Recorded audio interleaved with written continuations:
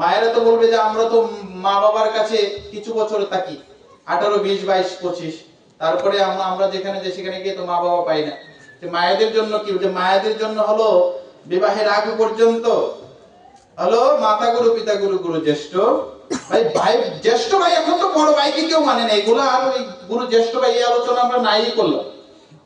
হ্যাঁ, ছোট ভাই বড় হয়ে গেলে আর বড় ভাইকে দেখার সময় তুমি কি করেছো, তুমি কি আরো বিভিন্ন কথাগুলো বলবো না।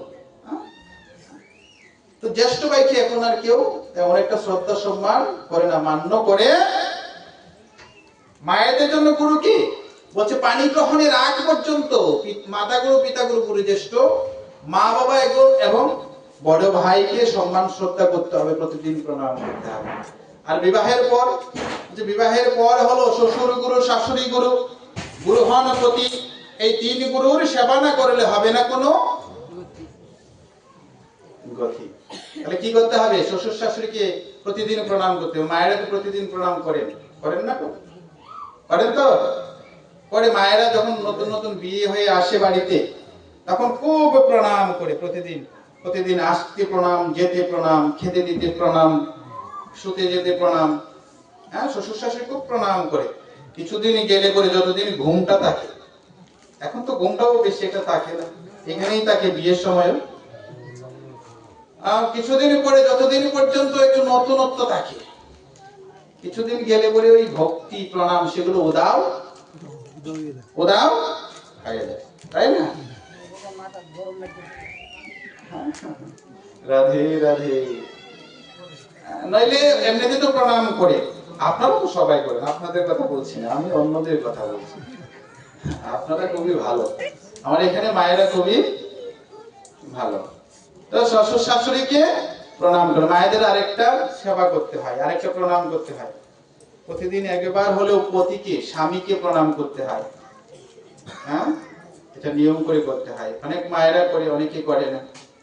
চরণ সেবা করতে হয়।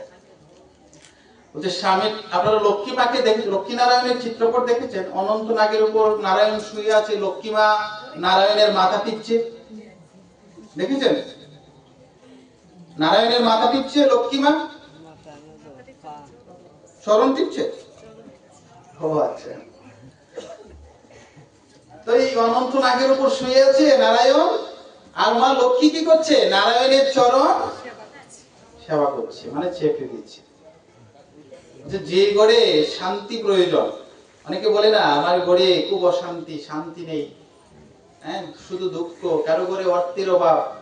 হ্যাঁ, অনেকে বলে না যে কারো ঘরের অশান্তি যদি দূর করতে হয়, তো ওই ঘরের মা, মানে ওই ঘরের দেবী লক্ষ্মী, আমরা কি মায়েদেরকে কি বলি? গৃহলক্ষ্মী বলি না? দেখেন মায়েদের কত উচ্চ মর্যাদা, মায়েরা কিন্তু লক্ষ্মী, গৃহলক্ষ্মী।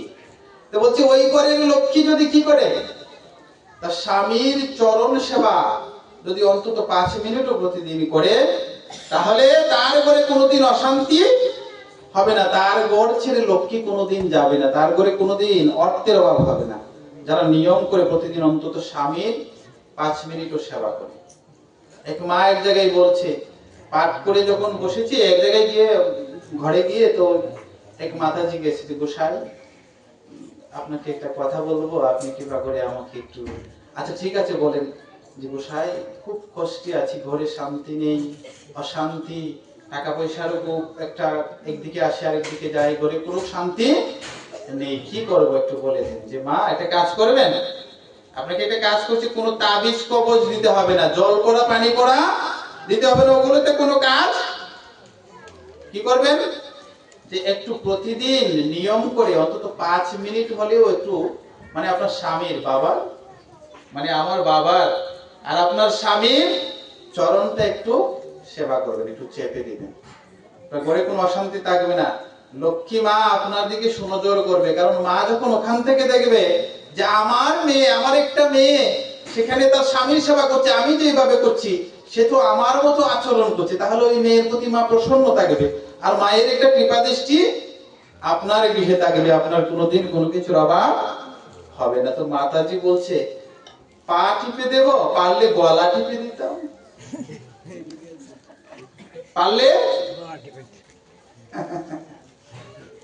এখানে তো এরকম মানে সবাই স্বামীর সেবা করেন, সবাই করেন, তাই না?